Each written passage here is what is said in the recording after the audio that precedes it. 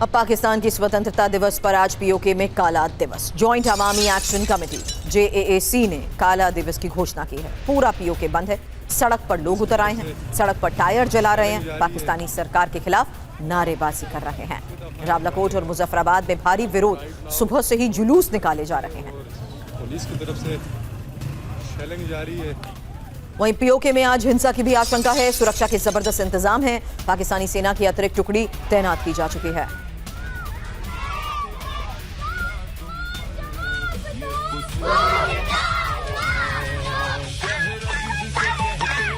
सुबह से सड़क पर लोग उतर रहे हैं, पीओके की आजादी के नारे लगा रहे हैं। पिछले 2 महीने से आंदोलन चल रहा है। राजनीतिक प्रतिनिधित्व की लोग मांग कर रहे हैं और चुनावी व्यवस्था में भी सुधार की मांग।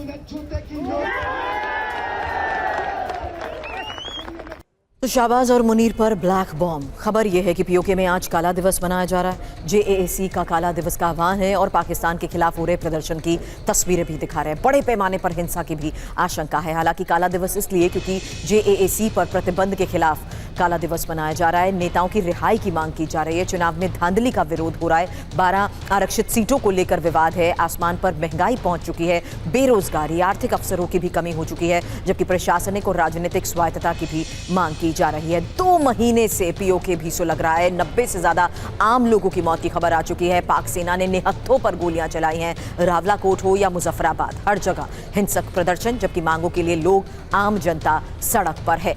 पीओके में अतिरिक्त सैनिकों की तैनाती। बड़ी खबर यह है कि जन विद्रोह को चलने के लिए पाकिस्तानी सेना तैनात की गई है। कोटली, रावलाकोट, विभर में भारी तैनाती की गई है। बाग, मुजफ्फराबाद में चप्पे चप्पे पर सैनिक हैं।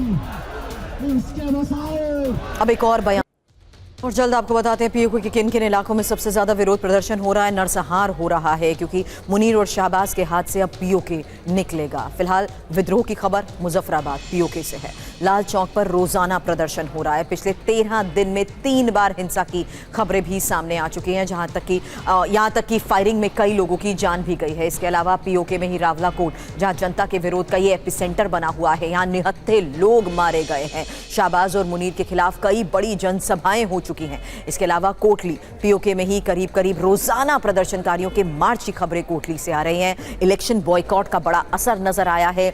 बाग, पीओके में ही पुलिस प्रदर्शनकारियों में कई हिंसक झड़प हो चुकी हैं। कई बार पुलिस सैनिकों पर पथराव भी हुआ है। लेकिन इस हकीकत को बड़ी आसानी से पाकिस्तान के जितने भी हुक्मरान हैं सीधे तौर पर कह देते हैं कि हमारा इनसे कोई वास्ता नहीं है। सवाल अभी भी मनीष पिछले कई दिनों से बना हुआ है। आप और हम जब पाकिस्तान के पॉलिटिकल एनालिसिस से भी बात करते हैं, पाकिस्तान के नेताओं से भी बात करते हैं, तो कितनी आसानी से कह देते हैं ये हमारे नहीं है। और आज की हकीकत देखिए कि ये कैसी आज़ादी, जहां अपनी फंडामेंटल राइट्स की मांग करने पर भी इनके ऊपर सिर्फ और सिर्फ सेना अत्याचार कर रही है।